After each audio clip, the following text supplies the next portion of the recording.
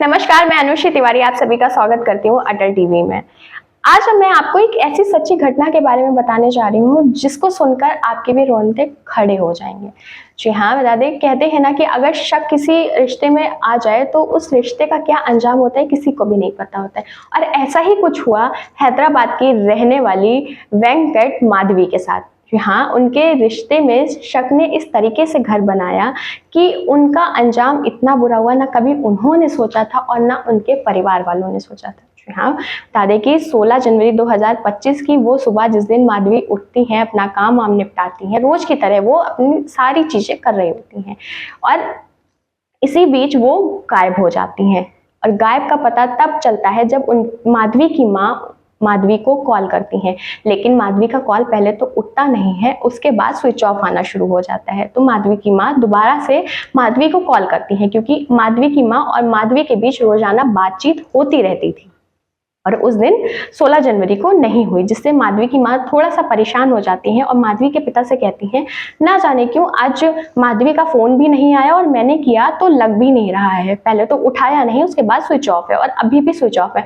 तो माधवी के पिता बोलते हैं कि हो सकता वो कहीं ना कहीं बिजी होगी, तुम इंतजार करो, फोन आएगा। फिर वो उसकी जो माधवी की माँ होती है वो इंतजार करने लगती है कि हो सकता कहीं ना कहीं बिजी होगी, फोन आएगा। लेकिन ऐसे करते करते 16 जनवरी बीत जाती है और माधवी का फोन नहीं आता है। तो माधवी की माँ अगले दिन दोबारा से माधवी को फोन करती हैं, लेकिन माधवी का कॉल फिर से नहीं लगता है, जिससे थक आकर माधवी की माँ अपने दामाद यानी गुरुमूर्ति को फोन करती हैं कि माधवी का फोन लग नहीं रहा है, वो कहाँ पर है, मेरी उससे बात करा दो, कल से बात नहीं हुई है। तो गुरुमूर्ति बोलता है कि मुझे नहीं पता माधवी कहाँ है, माधवी कल मुझसे लड़ाई कर कर चली गई है और उसके बाद से उसका फोन भी नहीं लग रहा है, मैं भी फोन उसका ट्राई कर रहा हूँ। तो माधवी की माँ कहती है ऐसा कैसे हो सकता है, माधवी कभी ऐसा नहीं करती हो और आज ऐसा कैसे कर दिया। तो कहा मुझे नहीं पता, बस मुझसे लड़ाई करके गई और फोन भी नहीं लग रहा है। इतना कह के गुरुमूर्ति फोन काट देता है। अब माधवी की माँ को नहीं समझ में आता है कि क्या करें। तो ये माधवी की माँ उठती है, माधवी के पिता से सारी बातें बताती है। तो माधवी के पिता कहते हैं चिंता ना करो, हो सकता गुस्से में चली गई हो, वो आ जाएगी।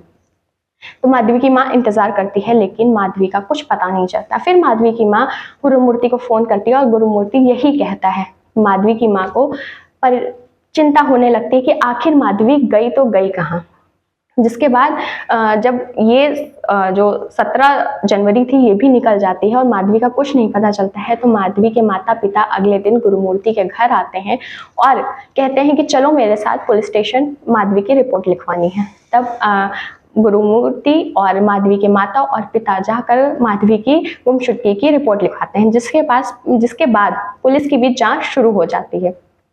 पुलिस अपनी जांच में लग जाती है और माधवी जहां जहां जा सकती थी, जिससे इससे बातचीत करती थी, जिससे इससे भी उसका कनेक्शन था, उस सब से पूछताछ करने लगती है, लेकिन माधवी का कुछ भी पता नहीं चलता है, जिससे पुलिस को भी नहीं समझ में आ रहा होता आखिर होता क्या है। उसी बीच पुलिस सीसीटीवी कैमरा देखती है जो माधवी के घर के पास लगा था, तो देखती है कि माधवी घर के अंदर तो जाती दिखती है लेकिन घर के बाहर आते हुए नहीं दिखती है, जिससे जो पुलिस होती है वो माधवी की खोज और तेजी से शुरू कर देती है। इसी बीच होता क्या है कि जो माधवी का केस होता है ये सोशल मीडिया पे वायरल हो गया होता है, जिससे ऊपर से भी दबाव आना शुरू हो जाते हैं। अभी तक तो पुलिस इसमें सिर्फ बाहर के लोगों से पूछताछ कर रही थी, घर के लोगों से कुछ खास पूछताछ नहीं कर रही थी। लेकिन जब ऊपर से दबाव आता है तो जो पुलिस होती है वो गुरुमूर्ति से भी पूछताछ करती है। पहले तो वो गुरुमूर्ति से हल्का फुल्का पूछताछ करती है क्योंकि नहीं कर सकती थी, क्योंकि जो गुरुमूर्ति होता है वो पूर्व में आर्मी ऑफिसर रह चुका था। तो पुलिस अपने हिसाब से पूछताछ कर रही होती है बहुत पोलाइटली, लेकिन इससे कोई फायदा नहीं होता। क्यों?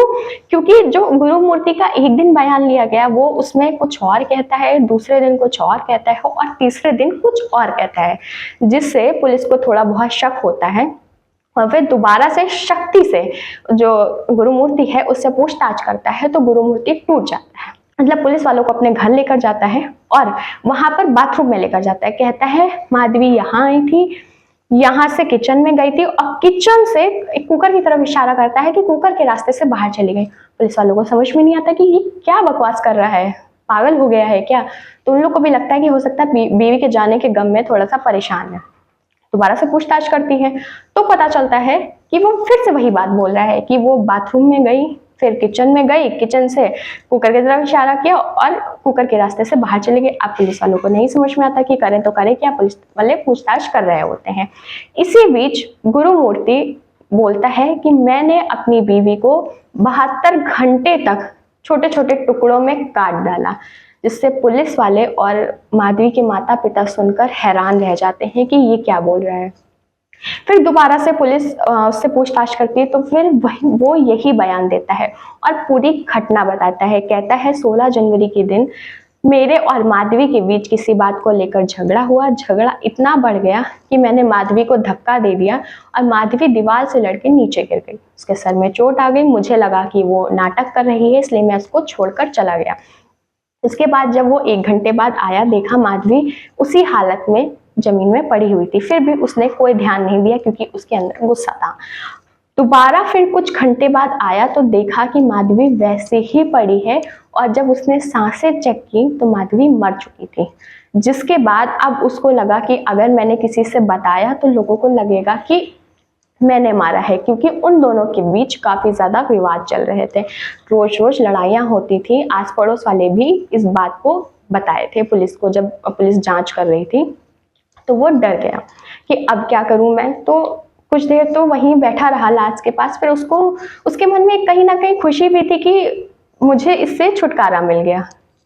जिसके बाद फिर उसके दिमाग में एक आइडिया आता है कि क्यों ना मैं बॉडी को ठिकाने लगाऊं। अब बॉडी को ठिकाने लगाने के लिए बाहर कैसे ले जाएं, क्या करे। बहुत देर तक सोचता रहा। फिर उसने क्या किया, जो माधवी की लाश थी वो बाथरूम में लेकर गया। उसके छोटे छोटे टुकड़े किए। अब टुकड़े तो कर दिए 72 घंटे तक। अब उसको लगा कि इसमें से बदबू आना शुरू हो जाएगी, तब पता चल जाएगा मेरा सच कि मैंने क्या किया है। तो वो क्या करता है, किचन में जाता है और बड़ा सा कुकर रखा होता है, उसमें माधवी के टुकड़े डालता है और सीटी लगा देता है, मतलब उबाल देता है। और जो माधवी की हड्डियां होती हैं उसको मिक्सी में पीस देता है और सब ले जाकर पास की एक झील में फेंक देता है। और जिस झील में फेंकता है वो उस झील में भी गुरुमूर्ति पुलिस वालों को लेकर जाता है और पूरी घटना बताता है कि मैंने कहाँ से जाके कैसे कैसे झील में फेंका है। जिसके बाद पुलिस वाले मौके पर ही फॉरेंसिक टीम और डॉग स्क्वाड की टीम को बुलाते हैं। लेकिन गुरुमूर्ति इतना शातिर था कि सारे सबूतों को उसने मिटा दिया था। इतना उसने प्लान किया था कि सारे घर के कोने साफ कर डाले थे। इसीलिए जब माधवी के माता पिता भी आते हैं तो उन्हें कुछ नहीं दिखता है, ना एक खून का धब्बा दिखता है और ना मतलब कुछ भी नहीं, सारे सबूत मिटा दिए थे उसने। जिसके बाद जो डॉग स्क्वाड की टीम होती है, फॉरेंसिक टीम होती है, ये लोग भी खाली हाथ लौट जाती है। उसके बाद पुलिस जो है गुरुमूर्ति को गिरफ्तार कर लेती है और आगे की कार्रवाई शुरू कर देती है। वहीं इस तरह की घटना को अंजाम देने वाले अपराधियों पर कड़ी से कड़ी कार्रवाई होनी चाहिए, जिसमें आगे चल के समाज को कोई दूसरा गुरुमूर्ति ना मिले और कोई भी बहन बेटी दूसरी माधवी ना